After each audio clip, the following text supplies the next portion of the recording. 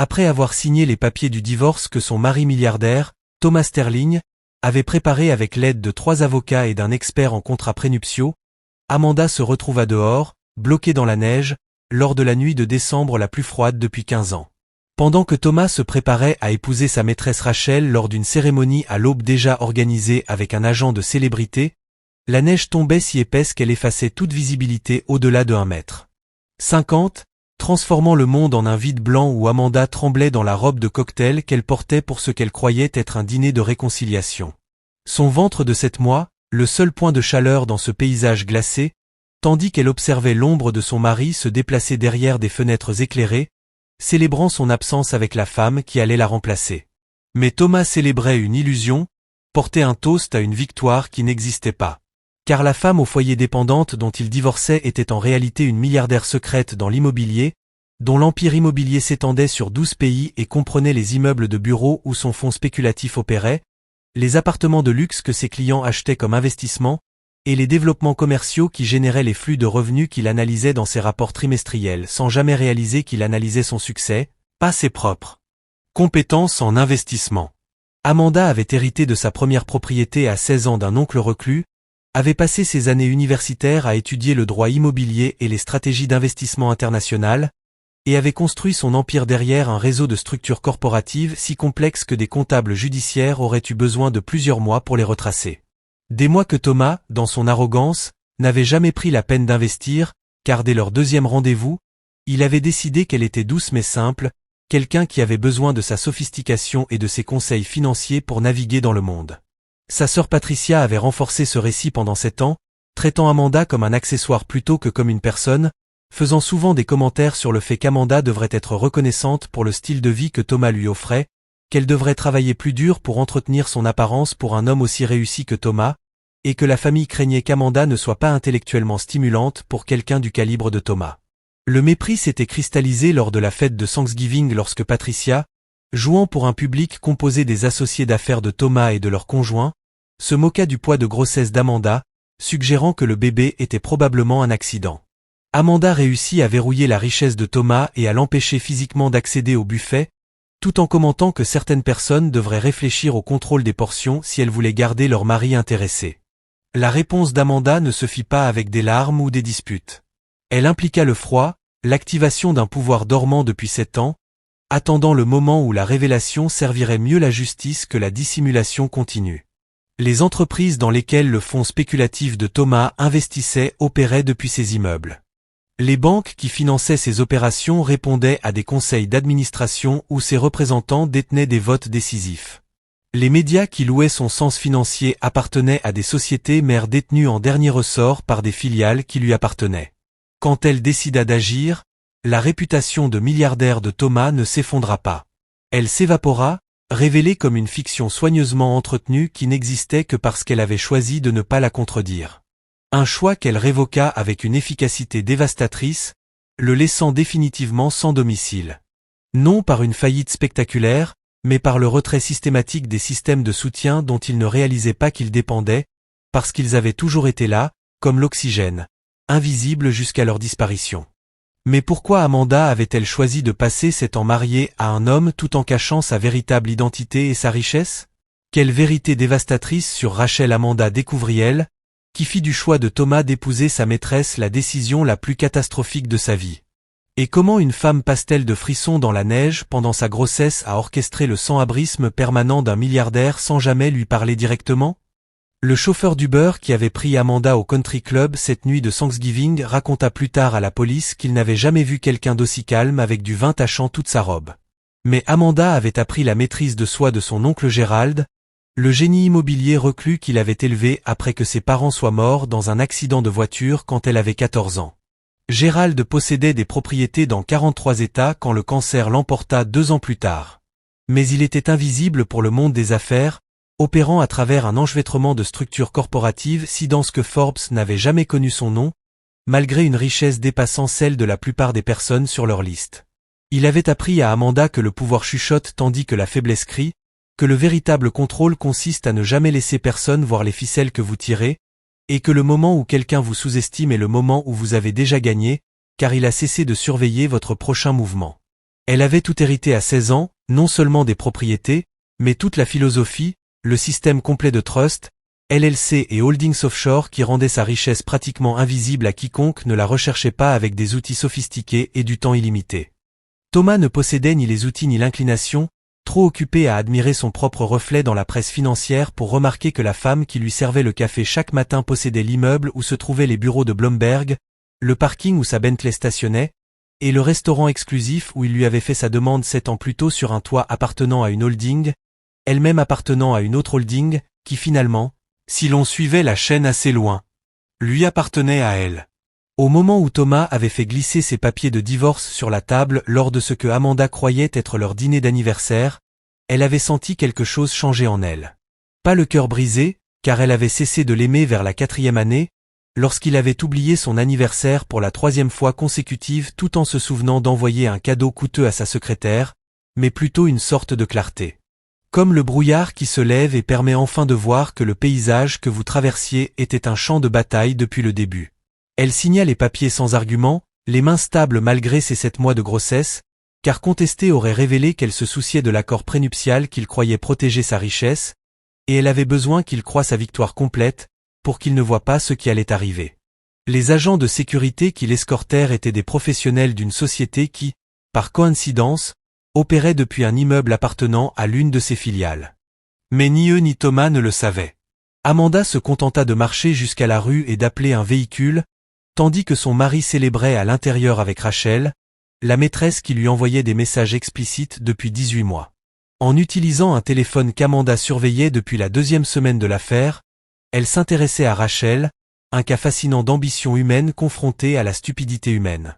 Ancienne représentante pharmaceutique, Rachel avait décidé que séduire des hommes riches était plus rentable que de leur vendre des médicaments, et elle avait réussi à convaincre Thomas qu'elle l'aimait pour son esprit plutôt que pour son argent. Malgré l'historique de navigation de Rachel montrant des recherches sur la fortune de Thomas Sterling et sur la protection des biens dans le mariage, remontant à leur 3e rendez-vous, Amanda avait découvert l'existence de Rachel à l'ancienne. Thomas avait été négligent avec le mot de passe de son téléphone, utilisant leur anniversaire de mariage alors même qu'il avait oublié la date réelle. Mais Amanda avait enquêté sur le passé de Rachel avec des méthodes considérablement plus sophistiquées. Des détectives privés travaillant pour des sociétés qui, 3 couches corporatives plus bas, étaient employés par des entreprises qu'Amanda contrôlait, lui avaient fourni l'histoire complète de Rachel. 4 relations précédentes avec des hommes riches, dont 2 s'étaient terminées par des accords financiers après que Rachel eut menacé de révéler des informations privées, une avec une ordonnance restrictive qu'elle avait réussi à faire sceller, et une qui avait simplement disparu des archives, suggérant que de l'argent avait changé de main pour faire disparaître les problèmes. Thomas, dans son arrogance, n'avait pris aucune de ces précautions parce qu'il pensait avec des parties de son anatomie qui n'incluaient pas son cerveau.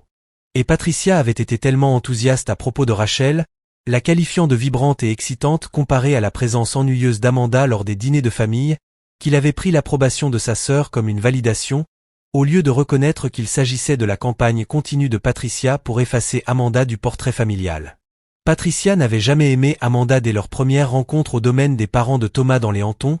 où Amanda était arrivée dans une simple robe de grand magasin tandis que Patricia portait du designer de la tête aux pieds, s'assurant que tout le monde le sache. Patricia avait décidé en 5 minutes qu'Amanda était inférieure à leur famille, que Thomas se rabaissait en fréquentant quelqu'un sans richesse ou pédigré évident, et que la relation se terminerait dès que Thomas reviendrait à la raison et trouverait quelqu'un de leur propre classe sociale, qui comprendrait les obligations et attentes liées au mariage dans la famille Sterling. La fête de Thanksgiving où Patricia l'avait humiliée avait eu lieu dans le domaine de Patricia dans le Connecticut, une propriété vaste qu'elle aimait exhiber, malgré le fait détail qu'Amanda trouvait profondément amusant que le terrain appartenait techniquement à un fonds de conservation qui le louait à une société holding qui le sous-louait à la société familiale du mari de Patricia. Amanda avait acquis la participation majoritaire dans ce fonds de conservation 3 ans auparavant dans le cadre d'un achat plus large de portefeuille. Patricia ignorait qu'elle était essentiellement locataire dans sa propre maison, payant un loyer qui, à terme, transitait par différents canaux corporatifs pour revenir à Amanda. Et Amanda n'avait jamais jugé utile de le mentionner, car regarder Patricia se comporter en supériorité sans connaître sa véritable position dans la structure de pouvoir était en soi une forme de divertissement. Mais ce divertissement avait cessé d'être amusant lorsque Patricia avait réuni un public de 50 personnes dans le salon principal et mis en scène son humiliation théâtrale. Cela avait commencé par des commentaires sur l'éclat de grossesse d'Amanda, clairement codés comme des insultes sur la prise de poids, puis avait progressé avec des blagues sur la façon dont certaines personnes utilisaient la grossesse pour piéger des hommes riches parce qu'elles ne pouvaient pas rivaliser seules, pour enfin culminer avec l'incident du buffet, où Patricia avait physiquement bloqué Amanda, tout en suggérant que le contrôle des portions pourrait l'aider à garder son mari, même si tout le monde dans la pièce savait que Thomas avait déjà déposé le divorce. Le vin que Patricia avait renversé sur la robe d'Amanda était un Château Margaux 1982, d'une valeur d'environ $4000 la bouteille. Et Patricia avait fait semblant de renverser accidentellement toute la bouteille sur la robe de maternité blanche d'Amanda, tout en s'excusant sur un ton qui montrait clairement que l'accident était intentionnel et que les excuses faisaient partie de la performance. La salle avait ri. Pas tout le monde, mais suffisamment pour que le son résonne sous les hauts plafonds et les lustres en cristal. Amanda était restée là, le vin dégoulinant de ses cheveux et de sa robe, son ventre de grossesse étant une cible évidente que Patricia avait délibérément visée. Elle avait souri, s'était excusée et était sortie sans dire un mot, car à ce moment-là, les mots auraient été inutiles face à des gens qui avaient déjà décidé qu'elle méritait leur mépris. L'Uber l'avait conduite à l'hôtel Waldorf Festory, parce qu'Amanda appréciait l'ironie, et elle possédait aussi cet immeuble. Elle s'y était douchée, changée en vêtements confortables, assise sur le lit avec son ordinateur portable, et avait commencé à passer des appels aux personnes qui attendaient depuis des années pour les recevoir. Des appels qui allaient déclencher des événements que Thomas ne pouvait absolument pas anticiper, car il n'avait jamais pris la peine de connaître la véritable identité de sa femme. Le premier appel qu'Amanda passa fut à Leonard Chen, directeur général de Blackstone Real Estate Holdings,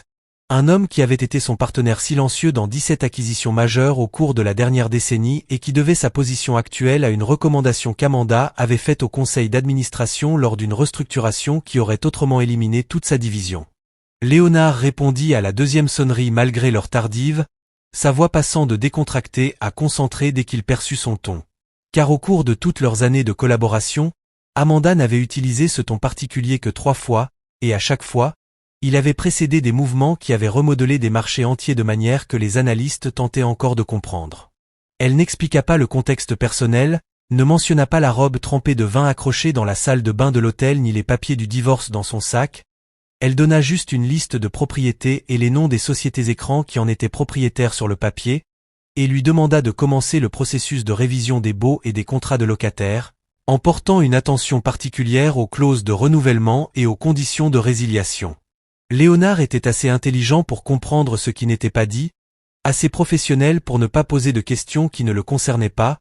et assez loyal pour commencer à envoyer des rapports préliminaires en 2 heures. Des documents qui confirmaient ce qu'Amanda savait déjà, mais qui nécessitaient une validation officielle avant qu'elle puisse passer à la phase suivante. Les propriétés en question incluaient le complexe de bureaux où Sterling Capital Management, le fonds spéculatif de Thomas, opérait depuis 8 ans, occupant tout le 14 étage d'un immeuble dans le quartier financier de Manhattan que Thomas croyait louer à une société appelée Meridian Holdings, LLC, sans jamais savoir que Meridian appartenait à un trust des îles Caïmans contrôlé par une société du Delaware qui, en fin de compte, répondait à Amanda à travers des couches si complexes qu'eux-mêmes. L'IRS aurait besoin de plusieurs mois pour les tracer complètement. Le deuxième appel fut pour Margaret Rothstein, l'avocate qui avait géré toutes les structures légales d'Amanda depuis qu'elle avait 18 ans et qui avait été l'avocate de Gérald avant cela. Une femme dans la soixantaine, qui avait fait carrière en représentant des clients qui valorisaient l'invisibilité plutôt que la publicité, et qui comprenait que le travail juridique le plus puissant se faisait dans des documents que personne ne voyait, plutôt que dans des tribunaux que tout le monde regardait. Margaret avait rédigé chaque formation de LLC, chaque contrat de trust, chaque dépôt corporate qui constituait l'empire d'Amanda, avec la précision de quelqu'un qui comprenait que dans le monde de la finance de haut niveau, les traces papier étaient nécessaires pour la légitimité mais dangereuses pour la confidentialité, nécessitant une construction soigneuse pour satisfaire les régulateurs tout en ne révélant rien aux concurrents ou ennemis. Amanda expliqua ce dont elle avait besoin. Un examen complet de toutes les relations d'affaires de Thomas Sterling, de tous les accords de prêt signés par son fonds, de tous les contrats avec les fournisseurs sur lesquels son entreprise comptait, de toutes les relations avec les médias qui soutenaient sa réputation. Et Margaret comprit immédiatement qu'il s'agissait de démanteler plutôt que de construire, de trouver des points de pression plutôt que de les éviter. La voix de Margaret portait une nuance qui pouvait être de la satisfaction ou simplement de l'intérêt professionnel lorsqu'elle annonça qu'elle aurait des résultats préliminaires sous 48 heures. Amanda sut, dès ce ton, que Margaret n'avait jamais particulièrement apprécié la manière dont Thomas l'avait traité lors des quelques fois où ils s'étaient rencontrés, lorsqu'il avait été poliment condescendant, comme les hommes riches savent souvent l'être avec des prestataires qu'ils considèrent en dessous de leur attention, ne réalisant pas que Margaret contrôlait des structures légales valant plus que le PIB de nombreux pays et pouvait détruire des carrières avec des modifications stratégiques de documents, si jamais elle en avait la motivation. Le troisième appel fut le plus personnel, passé à Jessica Wu, sa meilleure amie de l'université et la seule personne en dehors de son cercle professionnel à connaître l'étendue réelle de la richesse d'Amanda. La seule personne à qui Amanda avait fait confiance pour révéler la vérité pendant ces années où garder des secrets, même avec son mari, avait parfois été comme porter un masque si longtemps qu'il devenait son vrai visage. Jessica fut furieuse lorsqu'Amanda l'appela depuis l'hôtel. Pas contre Amanda, mais contre Thomas, Patricia et tous ceux qui avaient participé à cette humiliation, sa voix montant à des niveaux qui firent qu'Amanda dut éloigner le téléphone de son oreille, tandis que Jessica enchaînait des descriptions de plus en plus créatives de ce que Thomas méritait et de ce que Patricia devrait subir. Mais la colère de Jessica, contrairement à la cruauté de Patricia, venait de l'amour plutôt que du mépris. Cette année a regardé Amanda se subjuguer à un homme qui ne méritait pas sa patience. Et quand Jessica se calma enfin assez pour écouter, elle posa la question qu'Amanda attendait. « Alors, qu'est-ce que tu vas faire ?» La réponse d'Amanda fut simple et complète. « Tout. » Jessica se tut un instant, comprenant le poids de ce mot unique, connaissant Amanda suffisamment pour reconnaître que lorsqu'elle s'engageait dans une action, c'était total et irréversible. Puis elle annonça qu'elle prendrait le premier vol depuis San Francisco le lendemain matin, car peu importe ce dont Amanda avait besoin, peu importe comment les choses se dérouleraient, elle ne la laisserait pas affronter cela seule, même si toutes deux savaient qu'Amanda était parfaitement capable d'exécuter ses plans sans aide. Mais cette amitié signifiait qu'elle serait présente malgré tout. Les appels 4 à 7 furent passés aux membres des conseils d'administration de diverses sociétés. Des conversations soigneusement structurées pour ne jamais déclarer explicitement ce qui se passait, mais pour semer des graines qui deviendraient exactement les conclusions qu'Amanda voulait qu'ils atteignent par eux-mêmes. La gouvernance d'entreprise était une danse fascinante de suggestions et d'inférences où les ordres directs étaient moins efficaces que des questions habilement formulées, conduisant des personnes intelligentes à croire qu'elles atteignaient des conclusions importantes par leur propre analyse plutôt que sous pression externe. Amanda interrogea sur les conditions du marché et les environnements réglementaires, sur les examens stratégiques des relations avec les fournisseurs et l'efficacité des structures opérationnelles actuelles, sur la prudence de reconsidérer certains partenariats face aux dynamiques changeantes du marché. Et chaque personne avec laquelle elle parla comprit, sans qu'Amanda ait à le dire directement, que des changements allaient survenir et que se positionner correctement maintenant serait rappelé favorablement lorsque la poussière retomberait. Elle ne mentionna jamais Thomas par son nom, ne fit jamais référence à Sterling Capital Management, parlant seulement dans le langage abstrait de la stratégie d'entreprise que tous dans ces postes comprenaient comme pouvant signifier tout ou rien selon ce qui se passerait ensuite, créant une dénégation plausible pour tous, tout en s'assurant qu'ils prendraient la décision qu'elle voulait au moment venu. À 3 heures du matin, Amanda avait passé 14 appels au total, envoyé 37 emails et examiné 62 pages de contrats et accords que l'équipe de Margaret avait déjà commencé à compiler, travaillant à une vitesse reflétant à la fois leurs compétences professionnelles et leur compréhension que ce projet avait une priorité exceptionnelle. Elle avait commandé le service en chambre à minuit. Un club sandwich et de l'eau pétillante, car le bébé avait besoin de nutrition, même si l'appétit d'Amanda avait disparu. À peu près au moment où Patricia lui avait versé du vin sur la robe, Amanda avait mangé mécaniquement tout en lisant des états financiers et des documents d'entreprise, son esprit organisant l'information en structure et modèles révélant l'architecture de la vie professionnelle de Thomas de manière qu'il n'avait jamais vue, trop proche de son propre récit de succès pour reconnaître combien de sa fondation reposait sur une infrastructure qu'il ne contrôlait pas. L'ironie en était presque belle. Thomas avait passé tout leur mariage à donner des leçons à Amanda sur la littératie financière et la stratégie d'investissement, expliquant des concepts avec la condescendance patiente de quelqu'un qui enseigne l'arithmétique de base à un enfant,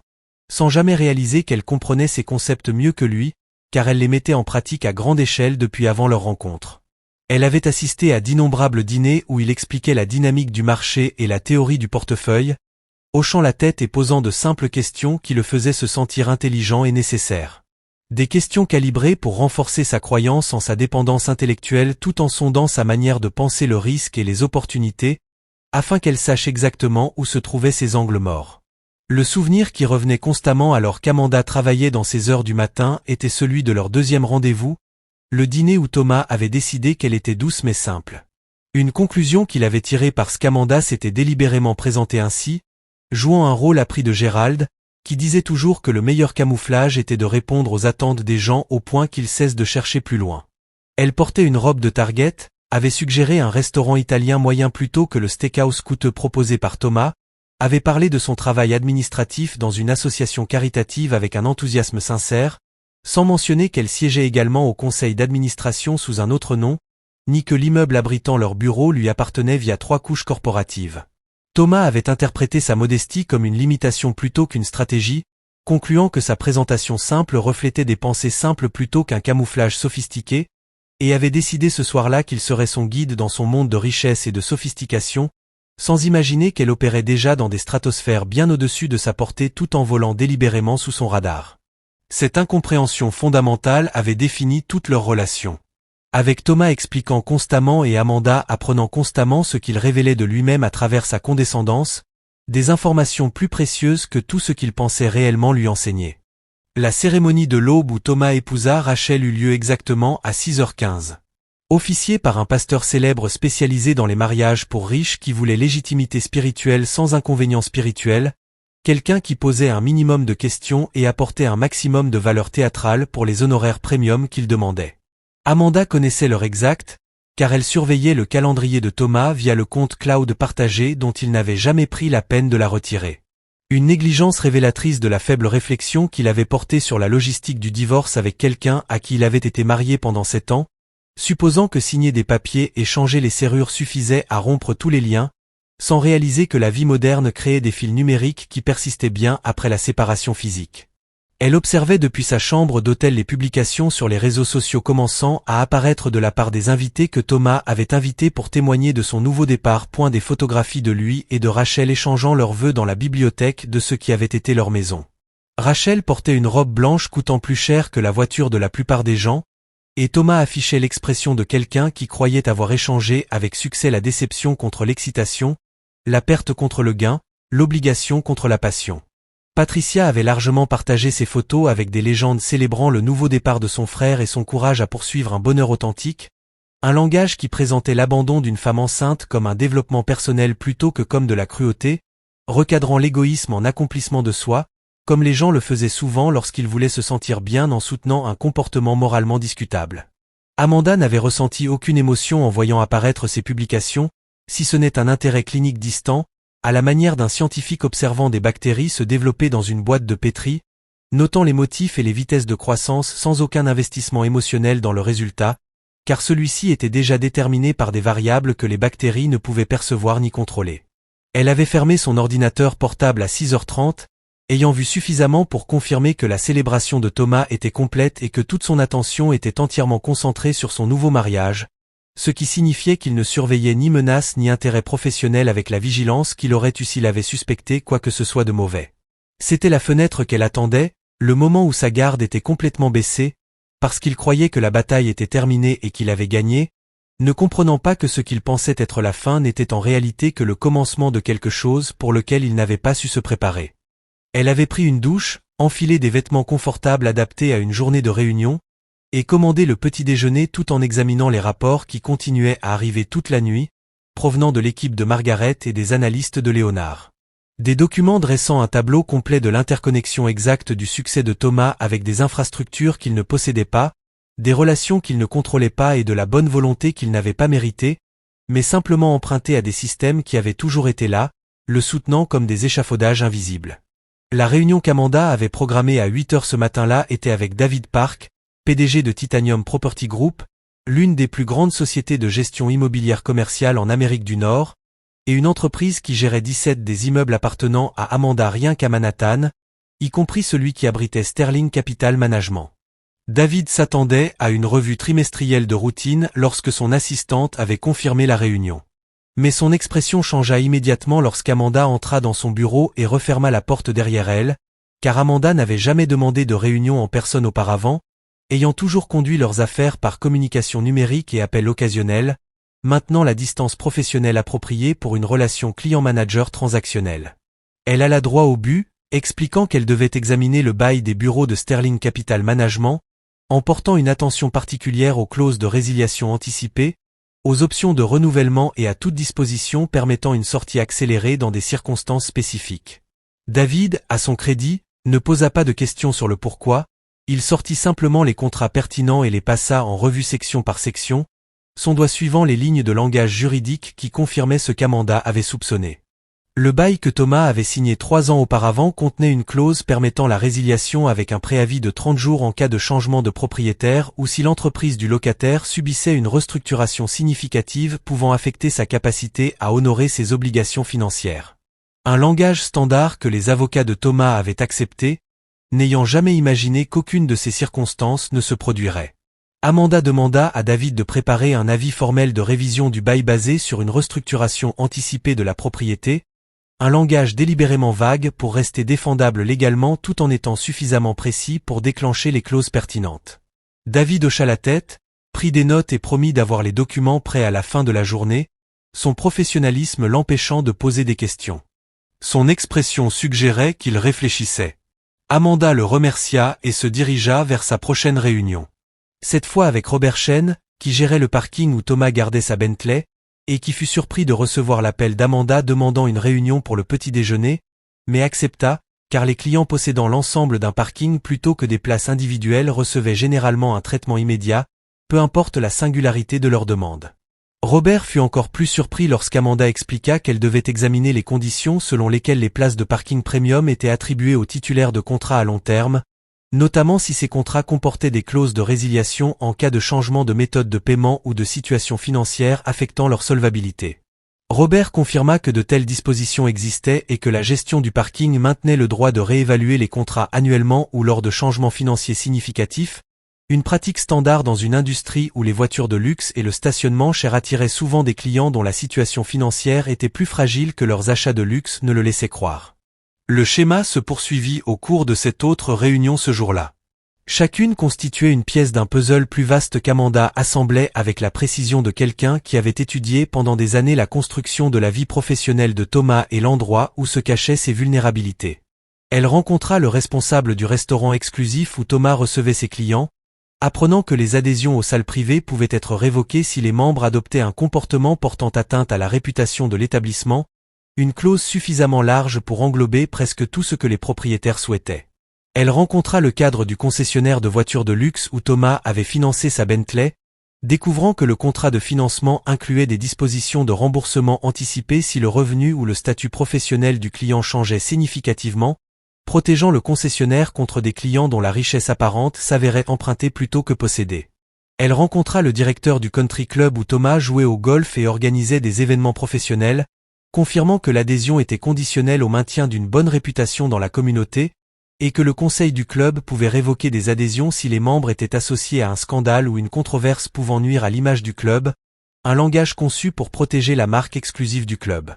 Chaque réunion dura entre 20 et 45 minutes, professionnelle et centrée sur des questions administratives apparemment routinières, ne révélant leur véritable objectif que lorsqu'elles étaient vues collectivement dans le cadre d'une stratégie coordonnée.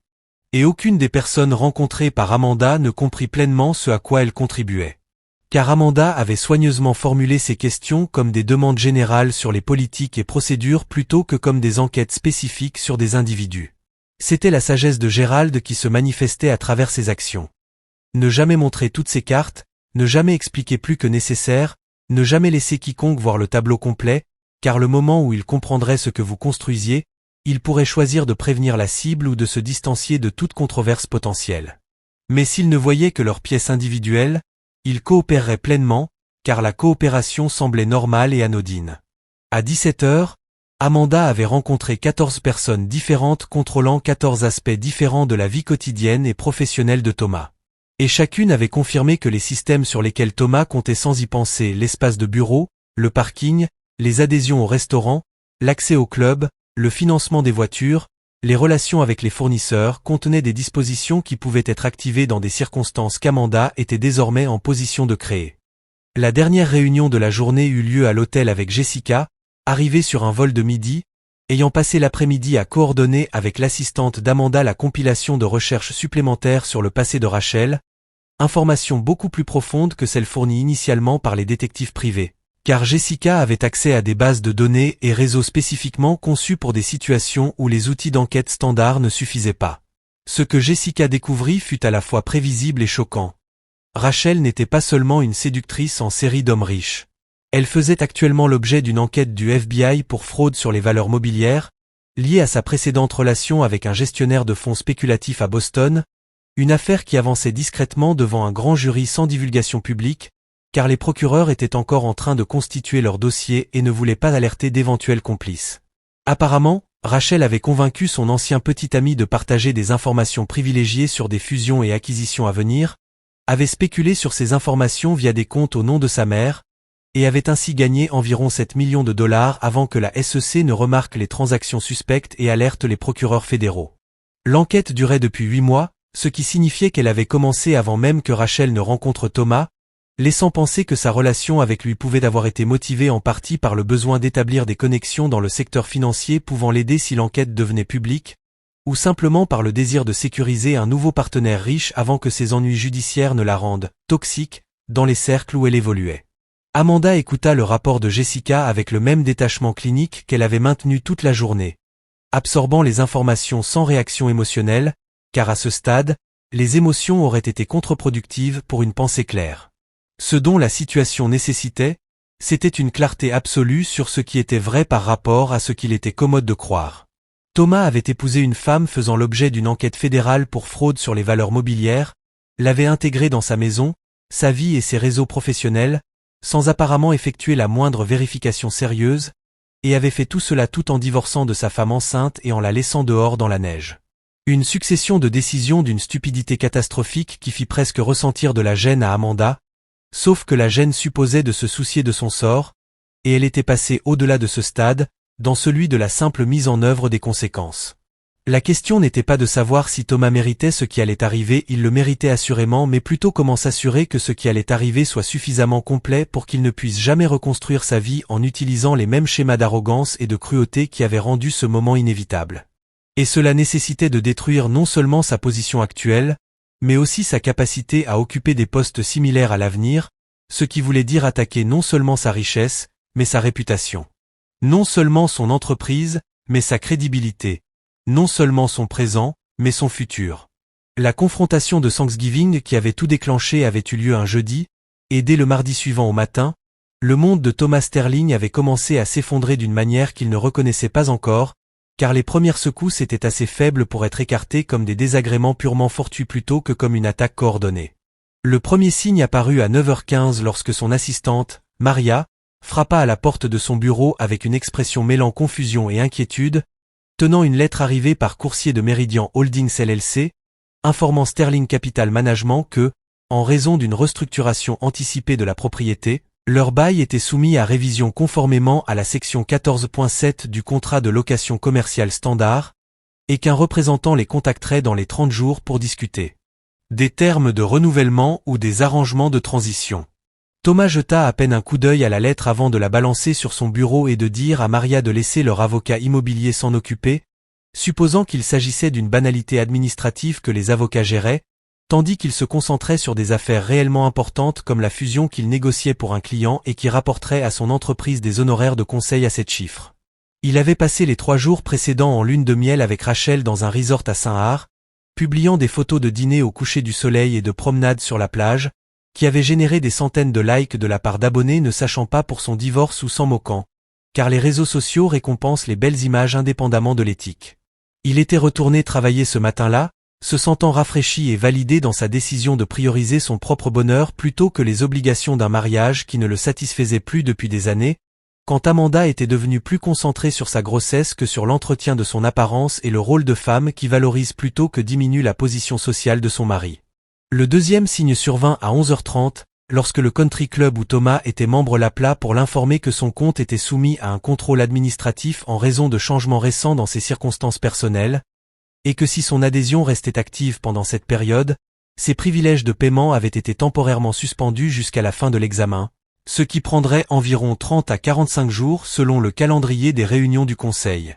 Thomas fut agacé plutôt qu'alarmé, appela directement le directeur du club pour demander ce que signifiaient ces changements de circonstances personnelles. Et on lui répondit dans un langage professionnellement vague que le club devait simplement vérifier que tous les membres continuaient de remplir les conditions prévues dans les statuts d'adhésion, notamment concernant la réputation dans la communauté et la stabilité financière. Thomas fit valoir que sa situation financière était excellente et sa réputation impeccable, qu'il venait de conclure une transaction majeure et avait été mis en avant dans un article de Forbes sur les étoiles montantes de la gestion de fonds spéculatifs. Mais le directeur du club resta poliment inflexible, expliquant que l'examen était une procédure standard et serait réalisé le plus rapidement possible, mais que la politique du club empêchait toute exception à la suspension temporaire des privilèges pendant les examens en cours. Thomas raccrocha, frustré mais pas encore suspicieux, catégorisant cela comme une inefficacité bureaucratique plutôt que comme une attaque ciblée, n'imaginant jamais que le conseil du club avait reçu ce matin-là un conseil anonyme suggérant qu'il vérifie l'adhésion d'une personne potentiellement associée à des individus faisant l'objet d'une enquête fédérale, un langage soigneusement conçu pour susciter l'alarme sans faire d'accusations spécifiques susceptibles d'être contestées légalement. Les troisième et quatrième signes apparurent presque simultanément juste après le déjeuner, lorsque le concessionnaire de Thomas l'appela pour l'informer que le financement de sa Bentley était réexaminé pour d'éventuelles exigences de remboursement anticipé en raison de modifications dans son statut d'emploi pouvant affecter ses projections de revenus. Et lorsque son assistante l'informa que la salle privée qu'il avait réservée pour un dîner client ce soir-là dans son restaurant préféré avait été annulée avec excuse, mais sans autre explication que des conflits d'agenda, malgré la réservation confirmée seulement 2 jours plus tôt, Thomas commença à ressentir les premiers frissons de quelque chose au-delà de l'agacement, un pressentiment que ces incidents apparemment non liés pourraient en réalité être connectés d'une manière qu'il ne comprenait pas. Mais il écarte ce sentiment comme de la paranoïa, qui coordonnerait des actions contre lui. Et pourquoi se donner la peine de tels désagréments administratifs alors que quiconque voudrait vraiment lui nuire s'attaquerait directement à ses affaires? Il passa 20 minutes à argumenter avec le responsable financier du concessionnaire sur l'absurdité de réexaminer un prêt pour quelqu'un dont le revenu avait augmenté et non diminué, faisant remarquer que sa récente transaction avait en fait amélioré considérablement sa situation financière. Mais le responsable financier resta ferme. L'examen était requis par la politique de prêt et se poursuivrait malgré les objections de Thomas, et en attendant, sa mensualité était augmentée de 40% par mesure de précaution jusqu'à ce que l'examen confirme sa solvabilité. Patricia appela à 15 heures, la voix tendue par une émotion que Thomas ne parvint pas à identifier immédiatement avant de réaliser qu'il s'agissait de la peur, expliquant qu'elle avait reçu une lettre de quelque chose appelé Greenfield Conservation Trust l'informant que les conditions de location de son domaine du Connecticut étaient modifiées pour refléter les nouvelles évaluations du marché et que son paiement annuel de loyer augmenterait de 3 cents % à partir du trimestre suivant. Thomas était confus parce que Patricia avait toujours dit à tout le monde qu'elle possédait son domaine en propre, l'avait hérité du côté maternel de la famille, et Patricia avait admis d'une voix mêlant embarras et panique que la propriété était en réalité détenue en fiducie, avec sa société familiale comme mandataire, un arrangement qui avait semblé avantageux des années auparavant pour des raisons fiscales, mais qui apparaissait maintenant comme une vulnérabilité qu'elle n'avait pas anticipée. Thomas lui avait dit de laisser ses avocats gérer la situation, que les fonds de conservation ne pouvaient pas simplement tripler le loyer de manière arbitraire sans justification. Mais Patricia avait déjà consulté ses avocats, qui lui avaient confirmé que le fonds pouvait absolument ajuster les conditions en fonction des évaluations du marché, tant qu'un préavis de 90 jours était fourni, ce que la lettre respectait, et que contester l'augmentation coûterait probablement plus en frais juridiques que de simplement payer l'augmentation ou de déménager dans une autre propriété. Patricia avait demandé à Thomas si, selon lui, cela pouvait être lié à Amanda, si Amanda pouvait avoir des liens avec le fonds de conservation. Thomas avait ri, vraiment amusé par la suggestion, car Amanda n'avait aucune connexion avec quoi que ce soit de sophistiqué ou de puissant. C'était juste une femme simple, douée pour faire semblant d'être satisfaite d'une vie qu'elle n'avait jamais été qualifiée pour mener. L'idée qu'elle puisse coordonner des actions commerciales d'une telle complexité était suffisamment absurde pour être écartée sans autre considération. Mais à 17 heures, lorsque la banque principale de Thomas appela pour l'informer que sa ligne de crédit commercial était réexaminée pour un éventuel remodelage en raison de préoccupations sur la stabilité opérationnelle de son entreprise, Et lorsque son plus gros client appela pour dire qu'ils avaient reçu une enquête préoccupante d'une société de recherche en investissement posant des questions sur les procédures de conformité et l'historique réglementaire de Sterling Capital Management, Thomas dépassa le stade du déni et entra dans les premiers stades d'une véritable alarme. Il exigea de savoir quelle société de recherche et quelles questions spécifiques. Mais son client resta vague, disant seulement que l'enquête était passée par des canaux suggérant un intérêt institutionnel sérieux plutôt qu'une simple curiosité,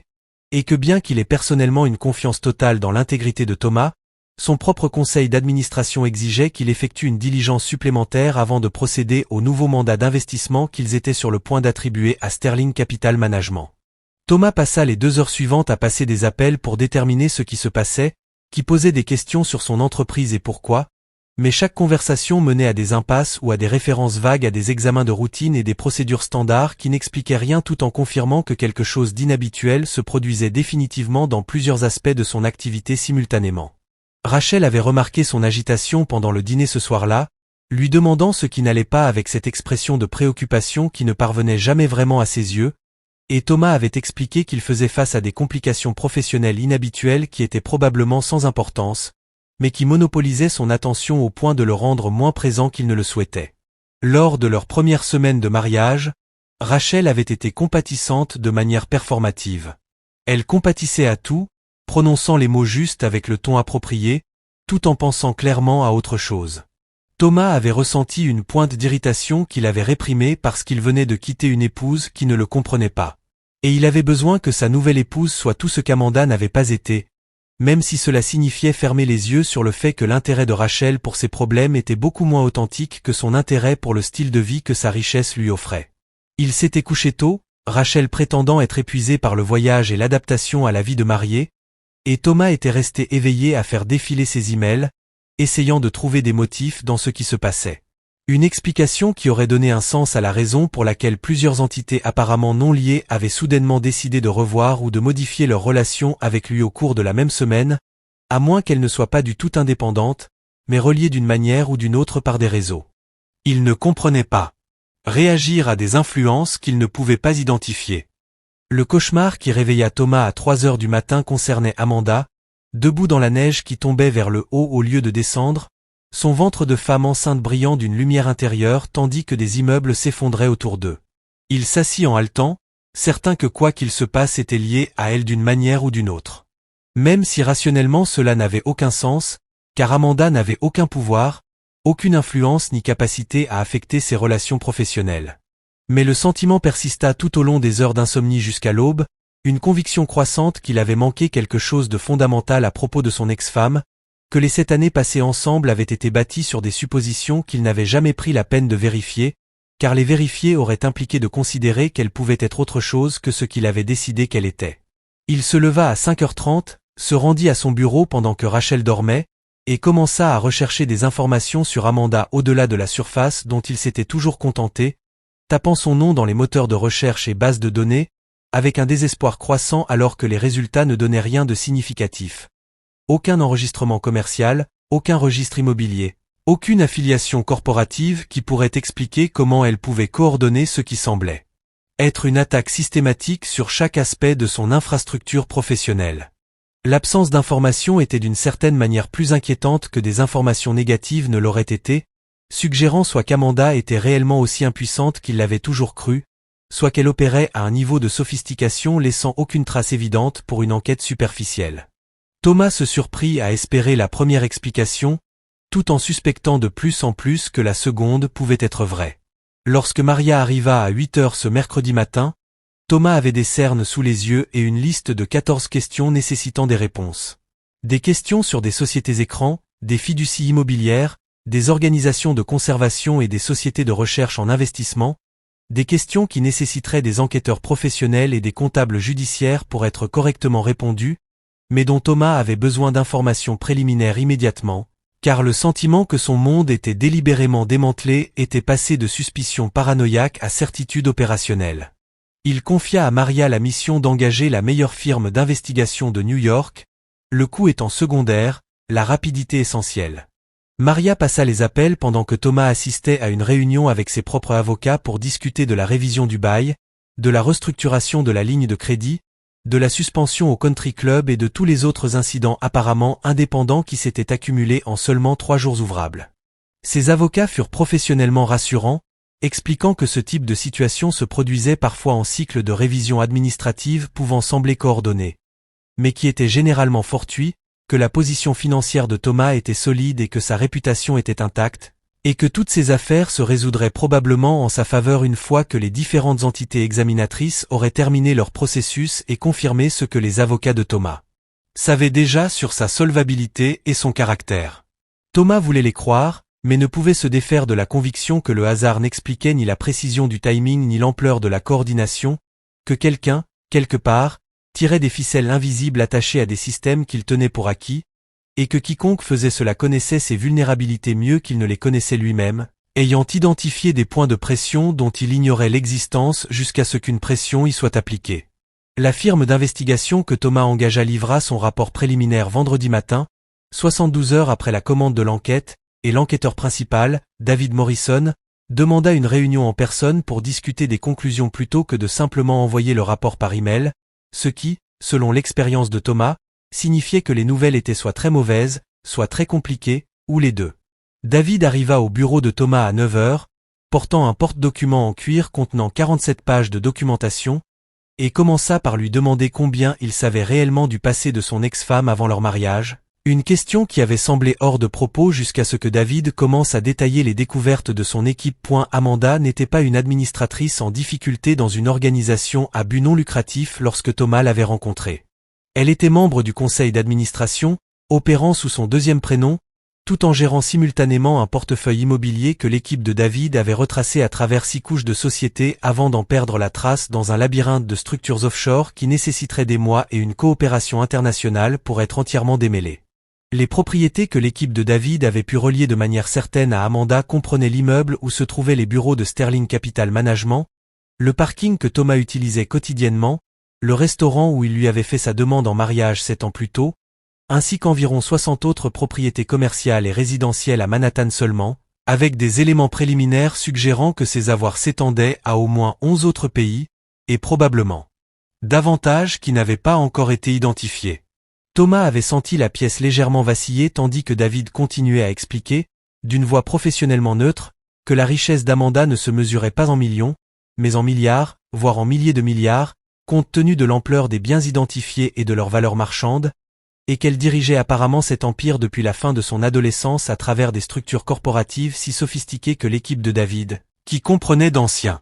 experts comptables judiciaires du FBI, n'avait jamais rien vu de comparable en dehors des fonds souverains ou des opérations des agences de renseignement. David avait également découvert que le Greenfield Conservation Trust, qui triplait le loyer de Patricia, était contrôlé par un conseil comprenant 3 personnes qui avaient fréquenté l'université avec Amanda.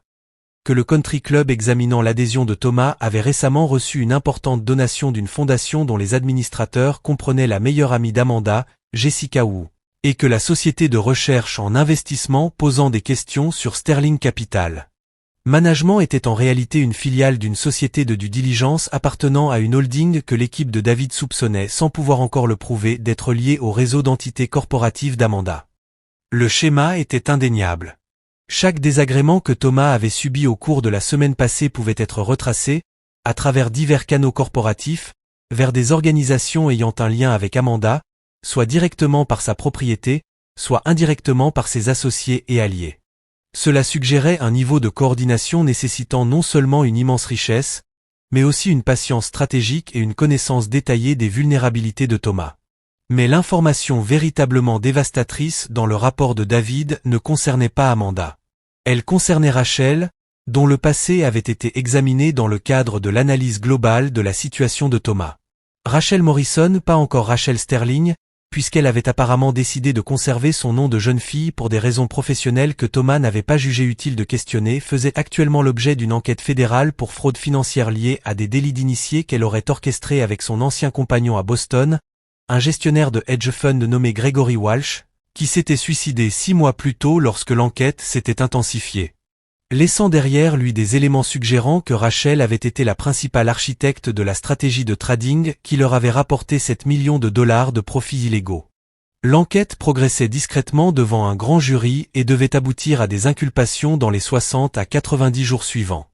Cela signifiait que Thomas avait épousé une femme qui ferait probablement face à des accusations criminelles fédérales avant même leur premier anniversaire de mariage, des ennuis juridiques qui contamineraient inévitablement sa propre réputation et ses relations professionnelles dès qu'il deviendrait public. David avait remis à Thomas des documents judiciaires scellés que son équipe avait obtenus par des sources que Thomas préférait ne pas connaître. Ces documents montraient que Rachel coopérait avec les procureurs en échange de clémence, fournissant des informations sur d'autres traders et potentiellement préparant de nouvelles cibles, y compris toute personne récente de son entourage travaillant dans la finance qui pourrait devenir un témoin utile, voire un accusé. Thomas avait demandé, d'une voix qui ne lui ressemblait pas, si David pensait que Rachel l'avait épousé spécifiquement pour obtenir des informations à transmettre au procureur. David avait répondu diplomatiquement qu'il ne pouvait pas spéculer sur les motivations, mais que le timing de leur relation débutant quelques semaines seulement après le suicide de Gregory Walsh, qui avait aggravé la situation judiciaire de Rachel, était certainement remarquable, et que Thomas devrait consulter immédiatement des avocats spécialisés en défense pénale pour éviter toute exposition involontaire à une responsabilité légale via des conversations ou des activités professionnelles, auxquelles Rachel pourrait avoir accès. Thomas sentit quelque chose de glacé s'installer dans sa poitrine. Une prise de conscience qui se répandit dans tout son corps comme de l'eau glacée. Il avait été manipulé de manière complète par toutes les personnes de sa vie.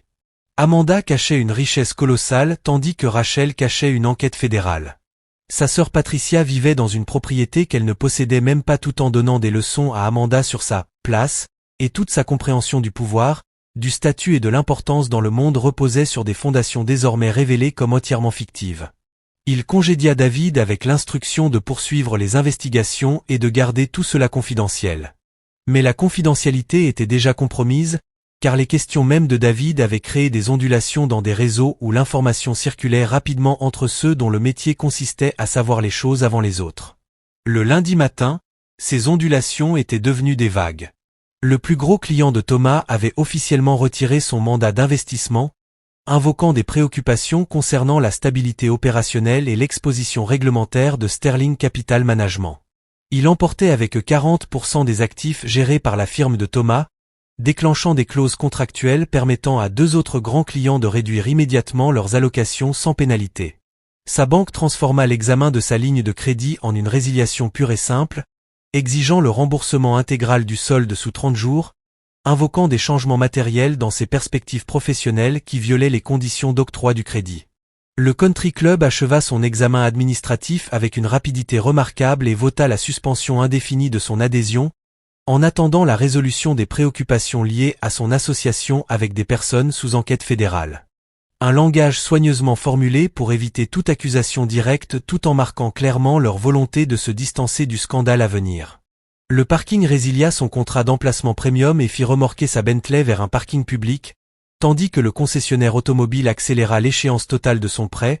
exigeant le paiement immédiat de $270 000 sous 15 jours, faute de quoi le véhicule serait saisi et toute différence restante après revente lui serait réclamée. Patricia appela en pleurant, expliquant que ses avocats lui avaient confirmé que la modification du bail du fonds de conservation était parfaitement légale et que la contester serait inutile. Elle devrait soit payer le montant augmenté, soit quitter la propriété sous 90 jours. Son mari était furieux, car il avait spécifiquement demandé, avant leur emménagement, si la propriété était réellement possédée ou simplement louée, et Patricia lui avait assuré qu'elle était possédée, car elle n'avait jamais pris la peine de vérifier l'arrangement fiduciaire qu'elle avait hérité. Les propres avocats de Thomas l'informèrent que la révision du bail de ses bureaux s'était conclue par la décision de Meridian Holdings de ne pas renouveler, donnant à Sterling Capital Management 30 jours pour quitter les lieux conformément aux clauses de résiliation que les précédents avocats de Thomas avaient acceptées sans apparemment les lire attentivement. Son assureur en responsabilité professionnelle envoya un avis indiquant qu'il examinait sa couverture en vue d'un éventuel non-renouvellement en raison de facteurs de risque accrus, notamment des plaintes de clients et des enquêtes réglementaires dont Thomas ignorait tout, mais qui existaient apparemment dans des bases de données surveillées par les compagnies d'assurance. Le journaliste de Forbes qui avait écrit le portrait flatteur de Thomas 2 mois plus tôt appela pour demander un commentaire sur des rumeurs selon lesquelles Sterling Capital Management connaissait des difficultés financières et des défections de clients. Des rumeurs qui devenaient des prophéties autoréalisatrices, car chaque nouvel article ou publication sur les réseaux sociaux au sujet des ennuis de Thomas poussait davantage de clients à reconsidérer leur relation avec sa société. Rachel avait quitté l'appartement mardi, laissant un mot expliquant qu'elle avait besoin d'espace pour régler des affaires personnelles et qu'elle resterait chez des amis le temps de réfléchir à la suite. Un langage que Thomas comprenait très bien. Cela signifiait qu'elle quittait le navire avant qu'il ne coule complètement, emportant avec elle toutes les informations qu'elle avait pu recueillir sur le fonctionnement de son entreprise pour les utiliser dans des négociations avec les procureurs fédéraux, qui seraient très intéressés par toute preuve supplémentaire de violation des lois sur les valeurs mobilières à ajouter à leur dossier. Thomas avait essayé de l'appeler 17 fois ce jour-là, laissant des messages de plus en plus désespérés, lui demandant d'expliquer ce qui se passait, ce qu'elle avait dit aux enquêteurs, et si elle l'avait un jour réellement aimé ou si toute leur relation n'avait été qu'une stratégie pour se rapprocher de quelqu'un du milieu financier qu'elle pourrait ensuite impliquer dans des activités illégales. Mais Rachel n'avait pas répondu, et finalement son téléphone avait été coupé, signe qu'elle avait obtenu un nouveau numéro spécialement pour éviter ces appels. Patricia avait cessé de lui parler après qu'il lui avait suggéré que peut-être son traitement envers Amanda avait contribué à leur situation actuelle, que publiquement humilier une femme qui contrôlait apparemment d'immenses richesses et réseaux d'affaires avait été stratégiquement stupide, indépendamment du fait que ce soit moralement répréhensible. Patricia avait hurlé que c'était en quelque sorte sa faute à lui d'avoir épousé quelqu'un de si inférieur à leur famille qu'elle avait dû recourir au terrorisme financier pour se sentir importante. Une logique absurde, mais dont Patricia avait besoin pour éviter d'examiner son propre rôle dans le désastre qui les engloutissait tous les deux. Au jeudi de la deuxième semaine, Thomas avait perdu son bureau, son adhésion au country club, sa voiture, son assurance professionnelle, 60% des actifs de ses clients, et sa femme la nouvelle, qui n'avait tenu que 19 jours avant de l'abandonner. Pas la précédente, celle qu'il avait laissée dehors dans la neige, qui, apparemment, orchestrait sa destruction à distance sans jamais lui adresser la parole ni faire de déclaration publique sur ce qu'il lui avait fait. Ses clients restants retiraient leurs fonds méthodiquement, tandis que la nouvelle se répandait dans les réseaux professionnels que Sterling Capital Management s'effondrait. Les employés qu'il avait embauchés mettaient à jour leur CV et répondaient aux appels de concurrents ravis de récupérer les talents d'une entreprise manifestement en chute libre. Son comptable l'avait informé que, sans les revenus de son hedge fund, sa situation financière personnelle était en réalité précaire. Malgré sa richesse apparente, la majorité de son patrimoine était immobilisée dans des investissements illiquides et des participations impossibles à convertir rapidement en liquidité. La combinaison du prêt automobile accéléré, des frais juridiques, et de la nécessité de trouver immédiatement de nouveaux locaux allait épuiser ses réserves dans un délai de 60 à 90 jours, à moins qu'il ne parvienne à stabiliser sa clientèle, ce qui semblait de plus en plus improbable, chaque jour apportant son lot de départs et de nouvelles rumeurs d'enquêtes réglementaires qui n'existaient même pas, mais que tout le monde croyait réelles parce que suffisamment de gens agissaient comme si elles l'étaient. Le coup final tomba vendredi, lorsque Thomas reçut un avis de résiliation du bail de son appartement, le domicile qu'il avait partagé avec Amanda et qu'il n'occupait désormais plus avec personne depuis la fuite de Rachel. Les propriétaires de l'immeuble annonçaient une transformation en copropriété, obligeant tous les locataires à quitter les lieux sous 60 jours. Son avocat en immobilier lui expliqua que cette conversion était presque certainement fictive, car un tel projet nécessitait des années de préparation et des autorisations réglementaires complexes, pas une annonce soudaine avec un préavis de 60 jours. Mais la résiliation du bail restait légalement valable, car Thomas avait signé un contrat permettant la rupture pour rénovation avec un préavis de 60 jours, une clause standard à laquelle il n'avait jamais prêté attention, n'ayant jamais imaginé qu'elle serait utilisée contre lui. Son avocat confirma que contester la décision serait coûteux et inutile, les propriétaires étant parfaitement dans leurs droits. Thomas demanda alors qui possédait l'immeuble. 2 jours plus tard, la réponse tomba, l'immeuble appartenait à une LLC du Delaware, contrôlée par un trust aux îles Caïmans, géré par une banque suisse représentant des bénéficiaires protégés par plusieurs couches de confidentialité nécessitant des décisions de justice et une coopération internationale pour être percées. Mais, au vu des circonstances et du timing, son avocat soupçonnait fortement que la propriétaire ultime était Amanda, ou quelqu'un agissant pour son compte. Ce soir-là, Thomas comprit enfin toute l'ampleur de ce qui s'était passé. Assis dans un appartement qu'il devait quitter sous 58 jours, sans aucun endroit où aller car son crédit avait été détruit par l'enchaînement des audits financiers et résiliations. Sa réputation professionnelle était ruinée par les rumeurs d'enquêtes réglementaires. Son mariage avec Rachel l'exposait à une possible responsabilité pénale. Et toute possibilité de reconstruire sa vie avait été méthodiquement éliminée par une femme qui avait passé 7 ans mariée avec lui, tout en dissimulant un pouvoir qu'il n'avait jamais soupçonné. Il l'avait laissé dehors dans la neige à 7 mois de grossesse.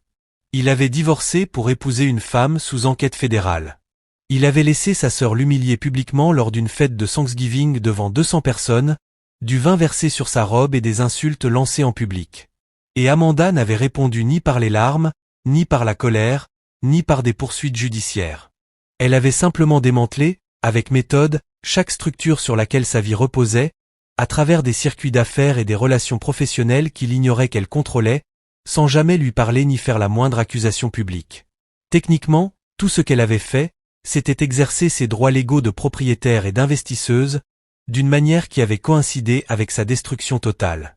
Thomas passa 3 mois à dormir dans sa voiture après l'expulsion, puis 2 mois dans un refuge pour sans-abri après avoir dû abandonner le véhicule pour rembourser le prêt. Son hedge fund fut dissous, ses licences professionnelles suspendues, et toute tentative de retrouver du travail bloquée par sa réputation détruite. Patricia perdit son domaine dans le Connecticut. Rachel fut inculpée de 17 chefs d'accusation de fraude financière. Thomas fut interrogé 2 fois par le FBI. Il aperçut Amanda une seule fois pendant ces mois. Elle descendait d'un SUV noir, vêtue d'un manteau élégant qui valait probablement plus que tout ce qu'il possédait encore. Sa grossesse touchait à sa fin. Elle le regarda droit dans les yeux, lui qui se tenait au coin de la rue avec un panneau en carton demandant de l'aide. Elle soutint son regard exactement 3 secondes, sans triomphe ni pitié, simplement la reconnaissance de son existence, et de la conséquence d'avoir laissé quelqu'un dehors dans la neige. Puis elle se détourna et entra dans un immeuble que Thomas comprit, avec une certitude glaciale, qu'elle possédait probablement. Et il resta là, dans le froid, comprenant enfin que la personne qu'il avait toujours considérée comme simple et dépendante avait été, depuis le début, la force la plus puissante de sa vie. Et que son incapacité à reconnaître cette vérité, jusqu'au moment où elle avait décidé de la révéler, lui avait absolument tout coûté.